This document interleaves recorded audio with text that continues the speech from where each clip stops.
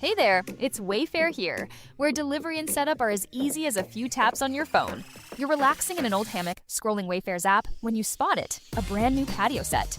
Next thing you know, Wayfair delivers it right to your patio and sets it up. Oh, you need a new grill too? All right, Wayfair's got you covered. With Wayfair's Room of Choice delivery and fast expert setup on qualifying orders, life gets a little easier.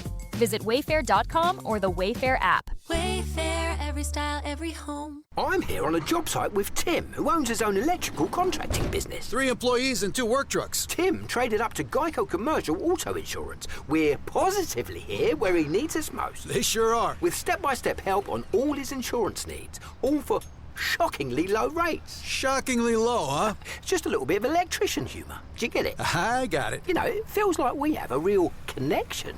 All right, I'll stop. Get a commercial auto insurance quote today at geico.com and see how much you could save. It feels good to Geico. It's the Saturday Show, 97.5, the KSL Sports Zone. Christian Esparza, Alex Napoles, thank you for making us a part of your Saturday morning. Alex, it's June 6th. Special day today. What makes today so special? It's Free Fishing Day. Free Fishing Day? Yeah, you don't need a license. So get out there. Take your kids out there and go fishing, man. You going to go fishing later? Probably not. Oh. It's hard to get out fishing with the newborn. Oh, that's true. That's true. But maybe I can sneak away. You can take the newborn on his first fishing trip. That's what I've been saying. That's what I've been trying to say. Did the idea get struck down? Yeah, oh, pretty quickly. Okay. Pretty quickly. That's unfortunate, man. We'll see. Anyways, I hope everybody out there is having a good weekend so far. Austin Ainge, Utah Jazz president of basketball operations, he was on the station earlier this week. Sounds like he might be doing some weekly appearances on all the shows. Hey, there you go. Kind of rotating through. But Austin Ainge joined Ben on Thursday, and DJ sat in for it as well. And some really great insight. It's really cool to have this transparency from the front office right before the draft. 2.5 weeks away, and getting kind of the curtains pulled back a little bit and seeing some of the, what goes on behind the scenes, what these front offices are thinking about when it comes to such a big decision.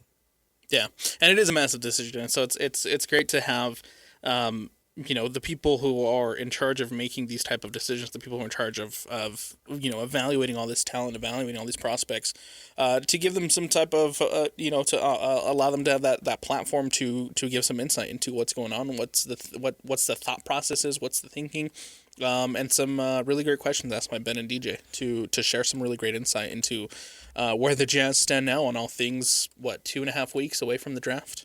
So let's get into some of these answers. We'll play clips and then kind of break it down. The first one I want to get to, I am so glad that Ben led off with this question, and I cut the question off, but it's a conversation we had a couple weeks ago on the Saturday show. It was right after that Game 1 game between the Spurs and Thunder, where Wembanyama went absolutely insane. All the Jazz fans were kind of freaking out, melting down. How are we going to deal with this? What can the Jazz do to build their roster to stop Victor Wembanyama? And we came in and we were like, you know what? The team on the come up like the Jazz that is still, working towards making the playoffs, they're not worried about stopping Victor Wembanyama. Right. They're worried about making the best basketball team they can. And that's essentially what we talked about, right? And Ben asked Austin Ainge the same thing. Like, when you get such a good draft pick, how much of it, do you worry about stopping the best team or best player? And this is what Austin Ainge had to say about it.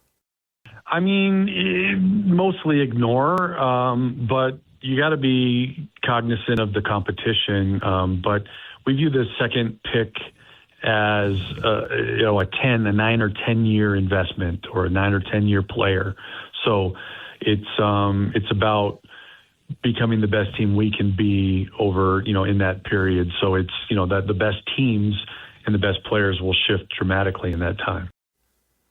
I love it. And that's exactly what, that's exactly how you have to look at it. That's exactly how you have to approach it, right?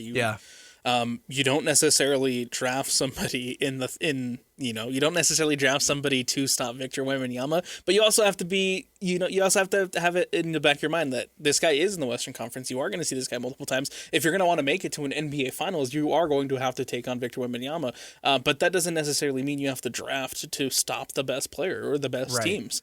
You draft what you believe is going to be the best player, as Austin Ainge just mentioned, for the next long-term investment for somebody who can really get you over the top, and then you already have pieces in place that can help you with Victor Wembanyama. You mentioned a little bit earlier, Christian, about Karl Anthony Towns and Victor Wembanyama and what we're learning from this NBA Finals about how you can contain Victor Wembanyama. And I think that you look at a player like Jaren Jackson Jr., and what's to say that Jaren Jackson Jr. can't be that guy to help you contain Victor Wembanyama? We've seen it in the past, right, when he was with Memphis. Now you're going to have Markkanen. Now you're going to have Walker Kessler. Now you're going to have Jaren Jackson, who I think can work as a tandem to help be Victor Wembanyama containers. So in that sense, right, you don't have to draft somebody specifically to stop the Spurs and specifically somebody to stop Victor, right, when you already have pieces in place who can get you there. Yeah, and I think the main thing is that you are worried about building the best team that you can. Regardless of the competition. Regardless of the competition. You don't care if you're going to be playing, Wembanyama in the Spurs or Shai Gilgeous-Alexander in the Thunder or Anthony Edwards in the Timberwolves. All three of those teams have different things that make them special. So if you key in on something, we're building our team to if you key in on just the San Antonio Spurs, you're going to be vulnerable. Yeah, you're already setting yourself up in a bad spot. So that's not how NBA front offices think about it, at least in this stage. Maybe if, for example, let's say, I'll use the Timberwolves again because they were eliminated by the Spurs in the second round of the playoffs. Maybe in that scenario, they're like, man, Victor really cooked us in that series. What can we do to make our team better against Victor Wembanyama? Maybe in that sense, that's where you get to, we got to get ourselves a Wemby stopper. But where the Jazz are right now, and they haven't made the playoffs, and they're pushing towards their first playoff push, they're worried about building the best team that they can. And you know what? To be honest with you, I really like the blueprint that they're setting out because they are going to have a completely unique team that there's not a comp for the Utah Jazz in the NBA right now.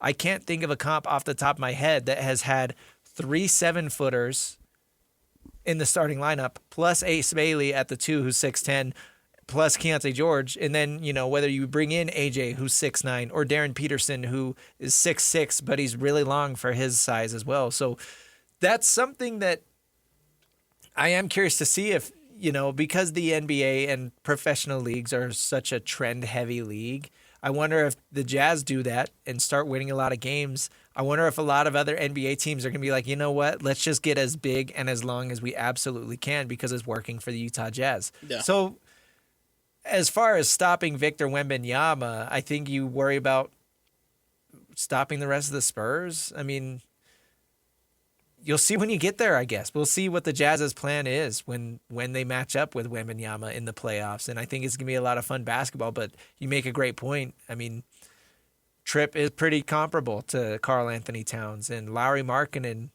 again. And then you've got Walker Kessler as the rim protector. So if you think Jaren Jackson and Lowry can take care of Wemby around the perimeter and then funnel, anything inside to Walker Kessler, that's probably a pretty good plan. But it's not like the Jazz are saying, okay, who's the biggest prospect available at number 2? Let's draft him. And that would be Caleb Wilson, right? Or Cam. They're not doing that. They're focused on getting the best player available to them. Best player available, and like Austin had mentioned, that you can invest in for the next 9 to 10 years.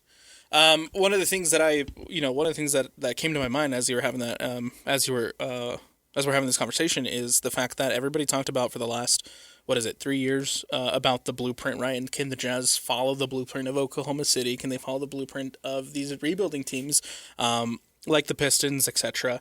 And I think the Jazz have kind of set themselves up in a position to kind of, build their own blueprint. Right. Screw the blueprint. Make your own. Right. And For all the success that the Thunder have, and it's been awesome to watch the Pistons come back, and they ended up as the number one team in the East this year. But you don't have to follow those blueprints, and you don't have to mold yourself how other teams have molded themselves. I know that the Thunder have the championship, and that's a really great achievement for them. But the Jazz right now, with the way that with the players that they have on this roster and the way that things are set up, obviously there's still things to change with free agency, and obviously you're going to bring in a number 2 overall pick. But it seems like they're heading in a direction right now where they're saying, hey, look, we're going to make our own blueprint.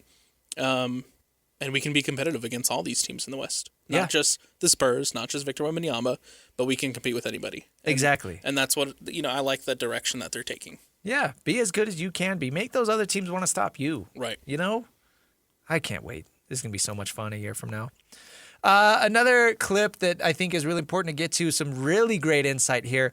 The initial question, Ben is asking about how much the top of their draft board changes, in the weeks or months leading up to the draft. These guys have their draft boards built far in advance.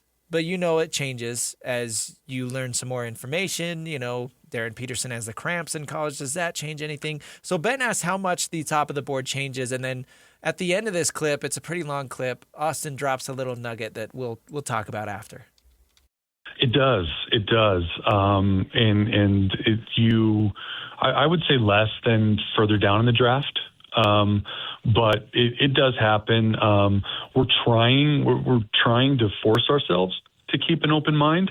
Like, don't get locked in until we have all the information.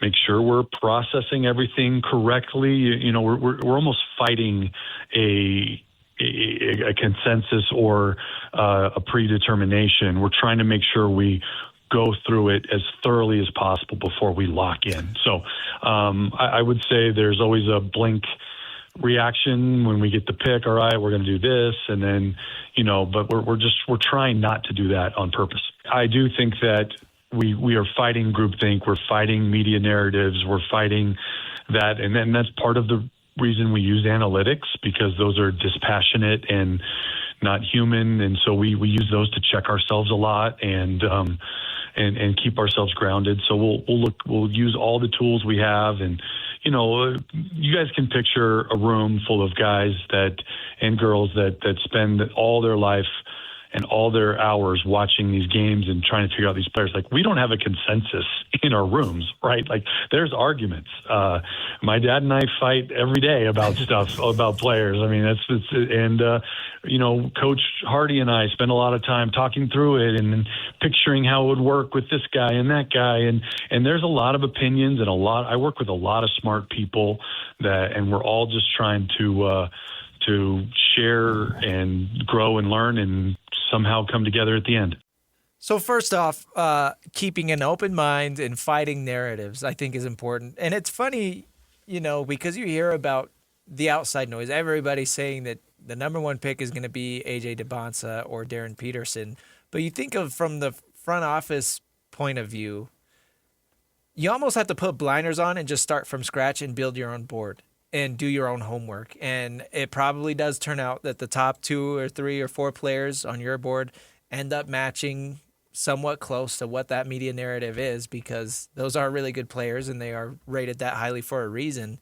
But maybe sometimes, you get a player that you're a lot higher on than everybody else. And it's hard to be willing to stand out and have, let's say they reach on somebody. I don't think they're going to reach on anybody at 2. I think it's definitely going to be one of these top 3 names. But it's like, picking at number 5, and I know they took Ace Bailey last year and he was a good talent, but let's say they reached on somebody and then everybody's just burning Salt Lake City down because that guy was rated number 21 and they reached and took him at 5. Like, that's a hard thing to do, is have your own opinion and go against some of these narratives. But obviously the big nugget there is not having a consensus at number 2 yet. Right. And I think at this point it's okay to not be in a spot where you have a consensus, because he mentioned it at the very end of that clip too. There are a lot of smart people in that room. There are a lot of people who have been around the game of basketball for a really long time, people who have been in situations and scenarios where they've built championship-winning teams, a la Danny Ainge, a la Austin Ainge, people who have been playing this game of basketball for a very long time who are also in that room making some decisions, all the scouts, Boozer, and everybody, everybody in that room. And then you have guys like Justin Zanuck, who have been one of the brain trusts and one of the people who've helped build everything that the Jazz are going through right now, as far as getting through this rebuild and as far as getting in this position now where you're turning the corner, and you feel confident about this team potentially going into the future. The way I look at it, I was surprised. There was a lot of backlash on social media. Everybody was like, "What? How could they not have a consensus at number 2 yet?" Right. Well, you're picking between 3 truly great players. Right. Ben Anderson keeps saying he firmly believes Cam Boozer is in the conversation just as much as AJ DeBonsa or Darren Peterson is, right? It's not just a 2-horse race. Cam Boozer is in consideration for this thing, right? So you're picking between 3 really good players. You're not going to have a consensus on who's number 2 because there's not really a drop-off in any of these 3 guys. Each of these 3 players, talking about AJ, Darren, and Cam, brings something to the table that a front office or a scout covets, right? AJ DeBonsa's got your prototypical athleticism and size and length. Right. You look at Mikal Bridges and what he's doing for the Knicks, and that's AJ's floor. That's AJ's floor is Mikal Bridges, right? And then you look at Cam Boozer and all the things that he can do with his IQ and his knowledge, and he just wins basketball games, and he wins the analytics argument, and he has consistently been the best player out of these 3 when they match up, right? Then you got Darren Peterson, who's going to come in and be one of the best shooters in the NBA. Knockdown, spot-up shooting, shot creation, all of that stuff. Those 3 things are highly coveted by scouts and general managers. So you talk to anybody in the Jazz front office, depending on what their flavor is, then that's who their number 1 consensus is going to be. So-and-so is going to like AJ because of his size. So-and-so is going to like Darren because they covet shooters. And again, going back to one of the comments that Ainge said is they want to make sure that they're picking the right guy to have that 9 to 10 year investment. Yeah. So who's going to be able to bring you, who you believe is going to bring you, has the highest ceiling and can bring you the most success over the course of the next 9 to 10 years, not just somebody who can come in because he has ties to BYU. Right. Right? Yeah. And that's no disrespect to AJ DeBonsa, because I think he can come in and absolutely be that guy. But to your point, this decision is so much more than that. It's so much more than just, hey, this guy went to BYU, or this guy, is the son of a Jazz legend. Right. But I think it's important to note, too, just because you didn't win the number 1 pick doesn't mean you're not getting the best player in this draft. Absolutely. I think I'm willing to say that with this draft, you can say that. Right, with this draft. Right. Last year's draft, maybe not so much. Dylan Harper was pretty freaking good.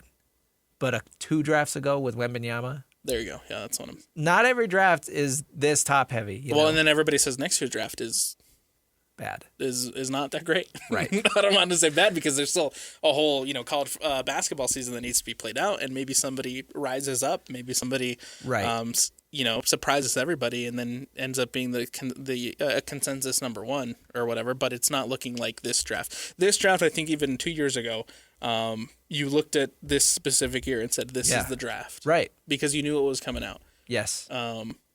Cooper Flagg was supposed to be in this draft, and he reclassified because he was scared. That's true. I don't know if he was scared, but I'm going to assume he was scared. I'm talking about reclassifying. I'm not saying that's true. I'm not saying that's true to the scared part. I'm saying that's true to the reclassifying part. That is true. He ended up going to last year's draft again because you kind of knew what was coming with this draft. Yes, people have seen this for a long time. So I think it's pretty safe to assume that Darren, Cam, and AJ are on an equal level as prospects, right? So if you're picking at number 2, it's not like you're getting the leftovers. It's not like you're getting the next best thing or the consolation prize. You are still taking your shot at a very good player with a very high ceiling and a very bright future. How much of the history of the number 2 pick do you think is over scaring Jazz fans? Yeah, so because what you're talking about is historically the number 2 pick has not been the greatest. Right. Well, it makes sense that it hasn't been Right.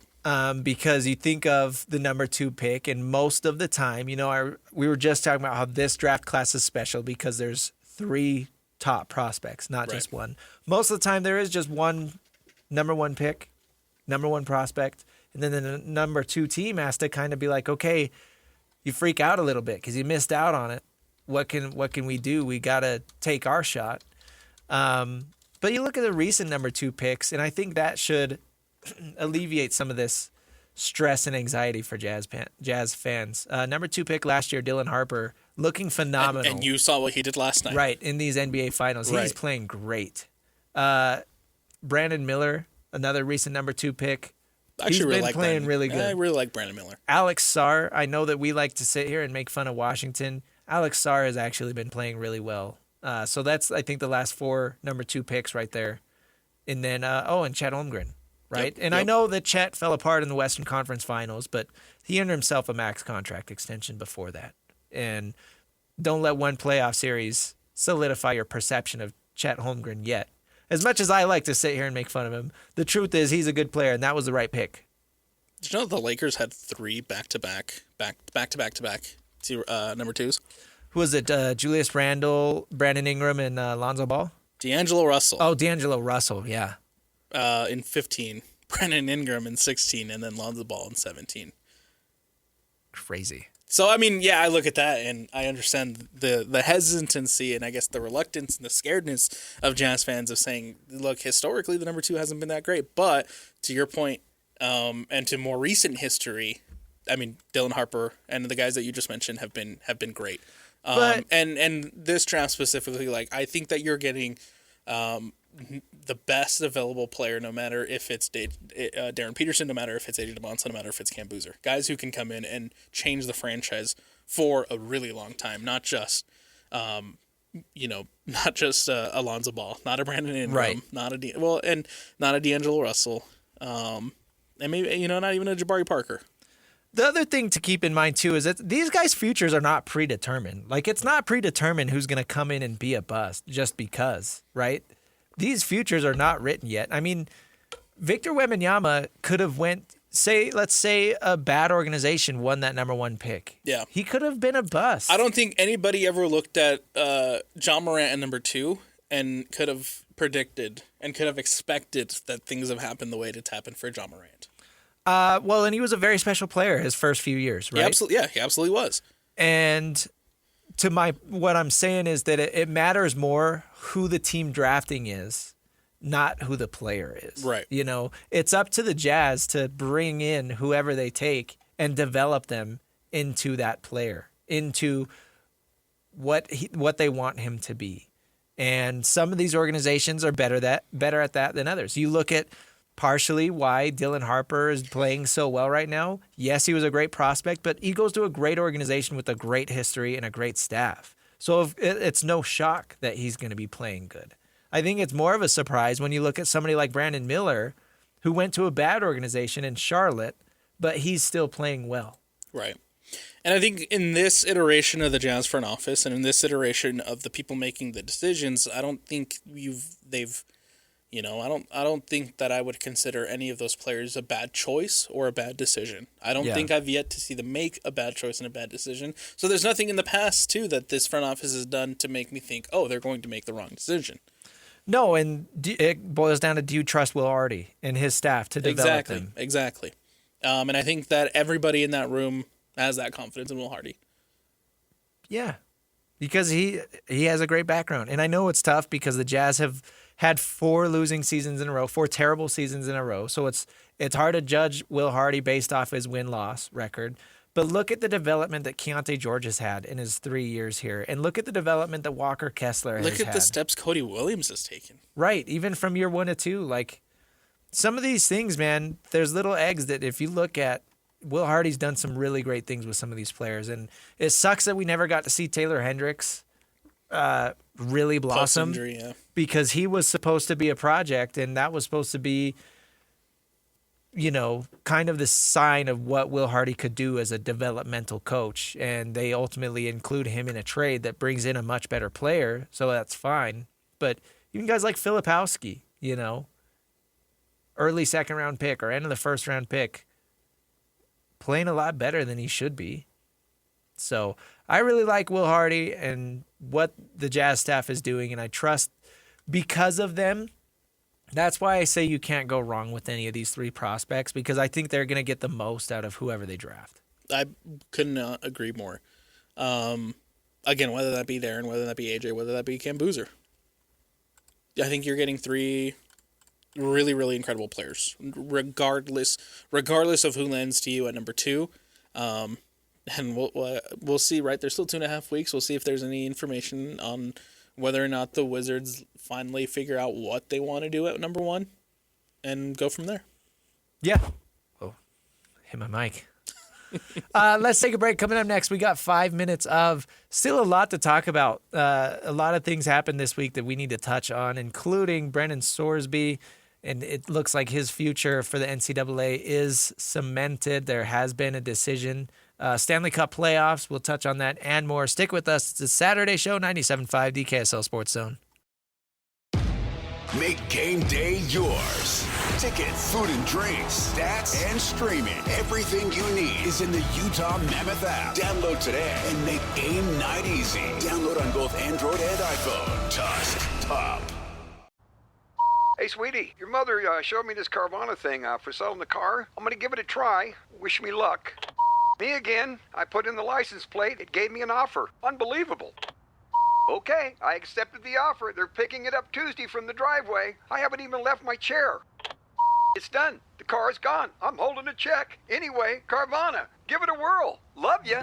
So good, you'll want to leave a voicemail about it. Sell your car today on Carvana. Pickup fees may apply. Welcome back to the Saturday Show, 97.5, the KSL Sports Zone. Christian Esparza, Alex Napoles, taking you through the world of sports. Thank you for making us a part of your Saturday morning. It's time for 5 minutes of. We've still got a few stories left in the day. Don't have a ton of time to get through everything, so we'll go a little bit of rapid fire approach here. Alex, the big one, Texas Tech's appeal to the NCAA to have Brendan Sorsby's eligibility reinstated has been denied. According to multiple reports. Well, not that shocked. Not that shocked at all. I mean, the reality is, man, and I've been saying this for the last few weeks, like, you cannot let him play. Yeah. No matter what circumstance, no matter what appeal, he cannot be allowed to play at college football ever again. And I say that because if he does, end up getting granted an injunction or whatever can happen in the courts that allows him to have some sort of eligibility to play this season, you are opening a very dangerous box. A really, really dangerous box. This guy betted on an Indiana team that he was on. He placed bets, he placed wagers on a team that he was a part of. And part of the NCAA statement when this hearing was going down is they basically said, look, if we allowed him to come back and play, we would be the first American sports team to ever do that. Right. And you don't want to be that. Let's not forget that you have an NBA coach who is being still investigated by the FBI. Yes. For this very reason. You still have an NBA player who is being investigated by the FBI for this very reason. Like, he cannot be allowed to play. Again, you are opening a very dangerous box if he does, because then you're just kind of opening the door for every college player to ever have betted to be like, yeah, you know what, I'm doing this, and there's nothing you can do about it. I think there was some worry. Talk about the integrity of the game. Like, right. There were people worrying that because NIL and the NCAA has got so crazy over the last couple of years, there was some worry that they would just cave and let him back in. But I'm glad that they're standing by, their convictions and saying, you know what, we have these rules. This rule is black and white. It's one of the only rules left in college football. This one is a big no-no. Don't do it because there are consequences. So I'm glad that they are standing strong. Absolutely. The question again now turns to what their next appeal is going to be. I think that I don't know if Texas Tech is at the point yet where they're ready to give up on banging on this drum. We'll see whatever appeal they decide to go through. We'll see whatever whatever they try to do next. But But if this does ultimately does end up being the last straw, and ultimately does end up being the thing that says, hey, Sorsby cannot play this year in college football, whether or not he decides to go into the supplemental draft. The deadline for entering that supplemental draft for the NFL is coming up soon, and you already have head coaches in the NFL who have made their voices known about whether or not they would take that gamble on Brendan Sorsby in the supplemental draft. Not at all. I mean, it's not even come across my desk. I don't think we're in a position to want to go down that road. That's my opinion. That's not Andrew's. And that I like the quarterbacks that we have. I think that's a slippery slope when you go down that, irrespective of talent, right? In terms of the situation he's put himself in. Like we all know what that is. He put himself in that situation. And we've seen in other sports with players that have been banned for life from playing in professional sports. I think that's a slippery slope to go down that road. Again, that's a question for Andrew and for management. But from my end of it, kind of a tough angle to go down that road and think that that's going to be your franchise quarterback if he's ever eligible to even play in the NFL. Gotcha. Thank you. This is the Cleveland Browns head coach, Todd Monken, who, somebody asked, because it's no surprise, it's no secret, I guess, that their quarterback situation isn't the greatest in the NFL. And so he was asked, of course, if somebody would take a gamble on Brendan Sorsby, and he's 1,000% right. Even if you take that gamble, and even if you... Really? No pun intended. Really? No pun intended. I didn't even think about it. I didn't even think about it. Even if you take that opportunity to bring in, Brendan Sorsby, and even if you take that opportunity to bring in Brendan Sorsby, and what situation he carries and what he brings in, and he's right. I don't know if you could look at him and say this is going to be our franchise quarterback, knowing the situation he's in. I mean, it's only a risk if you think he's going to do it again. Right? That's true. He allegedly went to treatment. You would think after all this public hubbub, he would stop. Realize that he's got a freaking problem and he needs to stop. And hopefully he did go to treatment. And I would imagine, honestly, that treatment is going to continue because addictive behaviors aren't just things that go away. You kind of have to just keep repressing those behaviors, right? So this is something Sorsby's going to have to deal with and work with. But the talent is there, and there's no denying that. You look at any mock draft for next year, for the 2027 draft, Sorsby is a top 10 pick. Allegedly. He was going to be a top 10 pick for next year's draft. Yes. So the talent is there. And, there's a reason why Texas Tech threw a bag at him.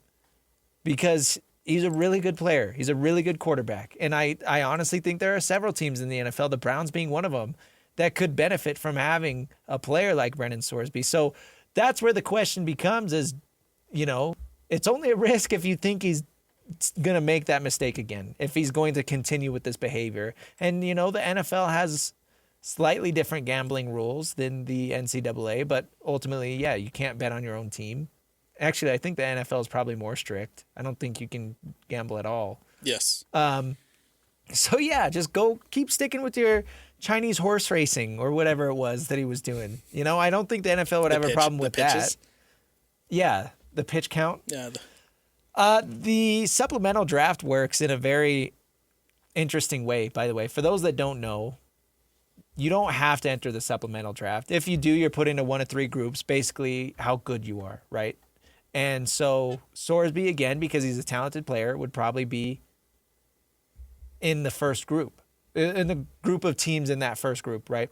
And that group of teams, they essentially bid on the picks by putting up for sale one of their next year's draft picks.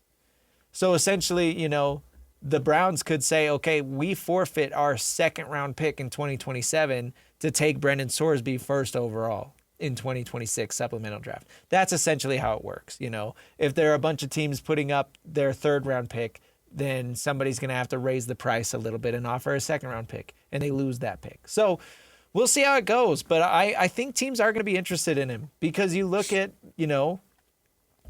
first off, and this just came to mind too, who's Todd Monken to be talking about what his quarterbacks are doing off the field? Because you look at who his presumed starter is in Deshaun Watson right now. Yeah. We don't have to say a whole lot there, but come on. Really? So I think there are going to be a lot of NFL teams in on Brendan Sorsby just because the talent is there. Reading a little bit further into this, so this is the ruling that happened last night is coming directly from the NCAA, of course.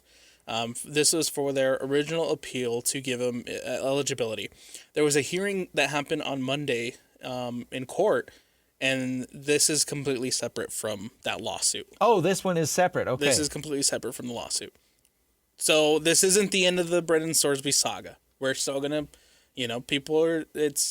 more news will continue to come out about this. More news will continue to happen because there's still the lawsuit pending against the NCAA as he tries to regain some eligibility. But this is just the initial appeal from Texas Tech directly to the NCAA about allowing Sorsby to be eligible and have eligibility reinstated. And that was ultimately what was denied last night. So the ruling on the lawsuit that was heard on Monday, there's still no final verdict, and nothing new that has come out from the lawsuit. But to your point earlier, you said the deadline is when?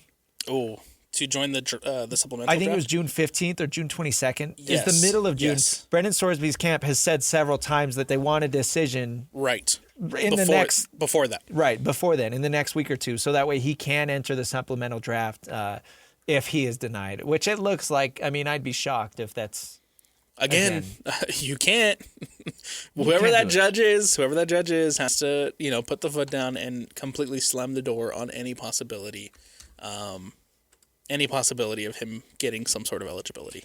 Moving on. Stanley Cup Finals. Series tied 1-1. Game 3 is tonight.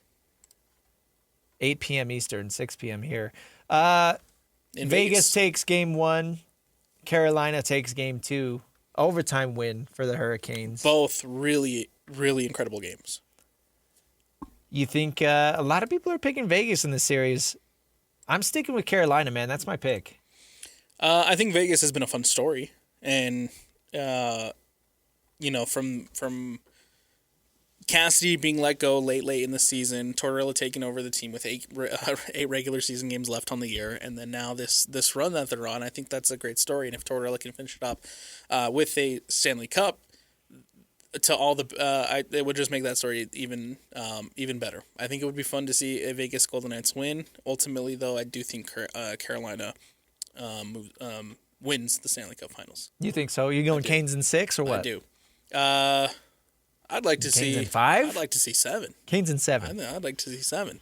Going back to Game 1 the other night, it was. I think you've learned up to this point of the Stanley Cup playoffs that no lead is safe against this Vegas team. As Utah learned. As everybody's has learned. You're up 2-0. They come back and make it 3-2. They tied up at 3-3. Vegas takes their lead. Then Carolina ties it up, and then late Thomas Hertl scores the winner for the Vegas Golden Knights. And then it was kind of nice to see in Game 2 the Hurricanes kind of go back and give them a little bit of a taste of their own medicine, because in that one the Golden Knights are up 2-0, and then the Hurricanes storm back with 3 straight. To make it 3-2. Mark Stone scores late to tie it up at 3-3, and then a pretty quick overtime with Seth Jarvis scoring the power play winner. It's interesting to me how overtime seems to use momentum in the NHL. How often do you see, for example here, the Knights led most of the game yesterday. They entered the third period with a 2-0 lead, right? They were winning for a majority of the game, and then Carolina had to tie it up late and then send it to OT. And Vegas ends up losing. How many times do you see that in the NHL where it's like the team is winning a majority of the game, they're ahead, the other team ties it up and forces OT, and it's the other team that ends up winning? Well, I'll answer your question with another question. How many times did Utah see that? And maybe that's why my opinion is pointed that way, because it seems to happen to Utah all the time. How many times did the Mammoth see that, specifically in the series against the Vegas Golden Knights? Right, and it's like any time when the Mammoth were they had a lead late and then it gets tied up and it's like, please don't go to overtime. And then it goes to overtime. It's like, oh, and it's a loss already. Right. So it is interesting how that works. You know, the team loses their momentum going into that extra period and it's just game over from then on. Again, so far I think the Stanley Cup Finals have lived up to the billing. Both games, I've had a lot of fun watching both games. Super stoked, super excited to see Game 3 tonight. Still no update on whether or not McNabb will be ready to go. Puck to the chin, bro. Ugh. That's going to hurt. The slow motion video of hurt. the front view of it, where you can just see him bracing for impact. He sees it coming. As an 87 mile per hour puck is heading straight to your face. Frozen piece of rubber. Tough, man. That's tough. Were there any pictures of his face afterwards? Not that I've seen. Obviously, we're glad he's okay, right? We're glad that it does sound like he ended up going to the hospital a little bit after the game.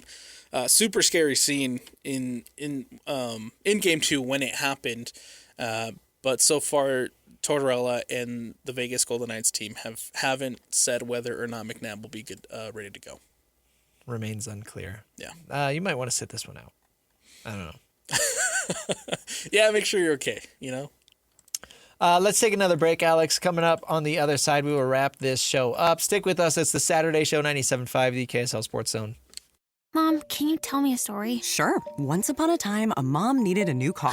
Was she brave? She was tired, mostly. But she went to Carvana.com and found a great car at a great price. No secret treasure map required. Did she have to fight a dragon? Nope. She bought it 100% online. From her bed, actually. Was it scary? Honey, it was as unscary as car buying could be. Did the car have a sunroof? It did, actually. Okay, good story. Car buying you'll want to tell stories about. Buy your car today on Carvana. Delivery fees may apply. Welcome back to the Saturday Show, 97.5, the KSL Sports Zone. Christian Esparza, Alex Napoles. It's so funny over there. You know that trend on TikTok? The saxophones are getting louder? No. Oh, man. I haven't seen that one. Reminded me. That's why you're laughing? Yeah, the song reminded me of that. Wrapping up another Saturday Show. It's been a good one. A lot of stuff going on this week. NBA Finals are great. The draft is getting closer by the day, so it's always fun. This time of the year can drag on, but at the same time, you get guys like Austin Ainge on the station, and you get some good information. Absolutely. Always great to hear. We mentioned it earlier. Always great to hear from the people who make those decisions and people who are breaking down the prospects and studying these guys, right? They go all the way back to high school. They go all the way back to wherever to see the videos, to see the film, to study it, to learn these people, learn these players, so that ultimately come draft night they can make the right decision for the franchise, for their roster, for their team. And again, we talked about it.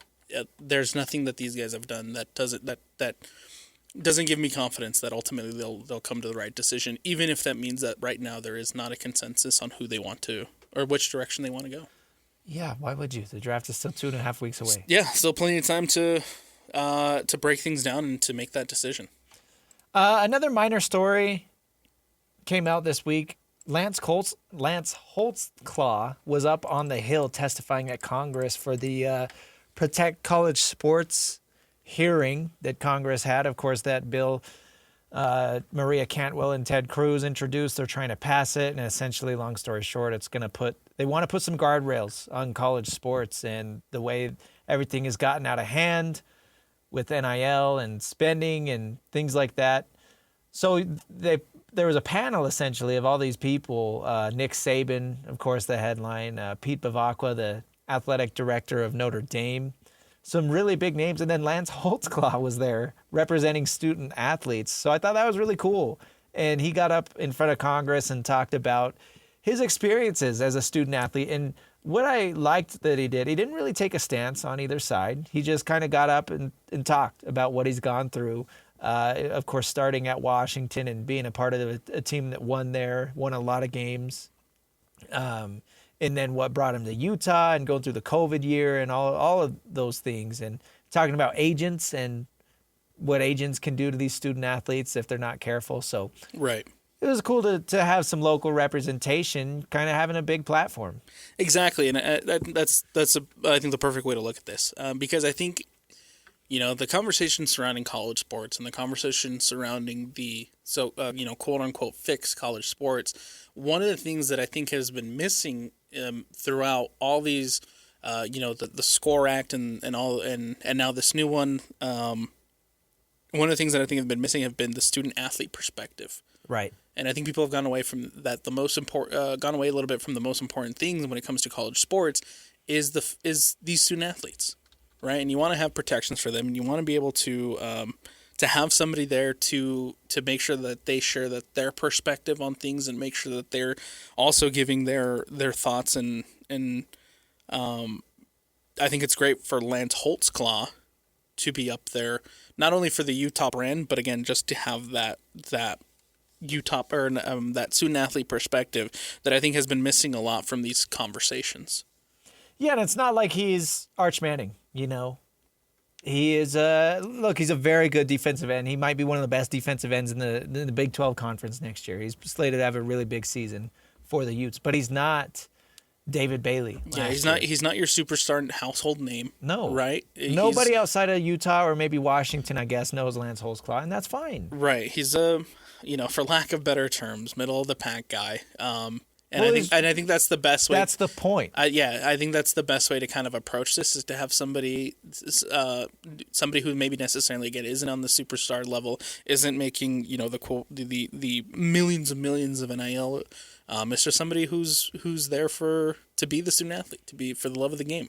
Yeah, so it was cool to hear some of the things that he had to say, and we'll see where all that stuff goes, man. It gets pretty hairy when you talk about Congress stepping in, and of course it's so hard for them to pass anything anyways. So something as controversial as things that are going to mess with college sports and college football, I don't know if there's ever going to be anything that Congress can do to step in. But we'll see. We will see. As far as the rest of the schedule today on the Zone, Salt Lake Bees holding it down, taking on the Albuquerque Isotopes, a home series. First pitch tonight, 6:35, 6:20 pregame as always. Tony Parks is going to be on the call, and then the last game of this series, that's going to be tomorrow night, 6:05 p.m., 5:50 pregame for the Bees. A little bit of a slower period, man, here on the station. Yeah, RSL on break. They did agree to a friendly, right, during the World Cup break.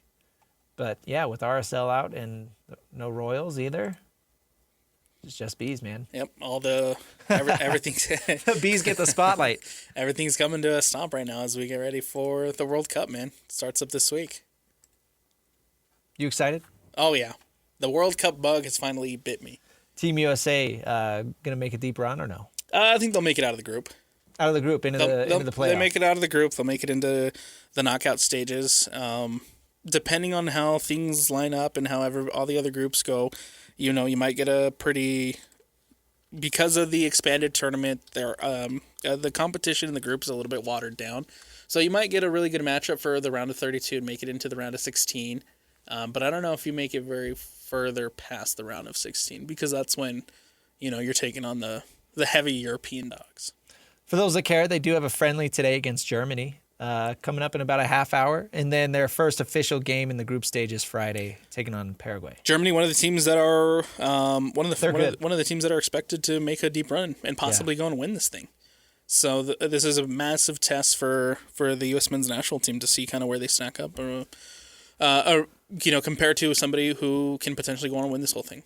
So. All right, we'll talk to you next week. Maybe the NBA Finals will be wrapped up by then. Who knows? Maybe we'll have some more clarity on who the Jazz are leaning towards. Who knows? But whatever happens, we'll be there for you next Saturday. Thanks for listening. And thanks to Parker producing, as always, behind the scenes. Some good drops today, some great music, as always. So talk to you next week. It's the Saturday Show, 97.5, the KSL Sports Zone. I sold my car in Carvana last night. Well, that's cool. No, you don't understand. It went perfectly. Real offer, down to the penny.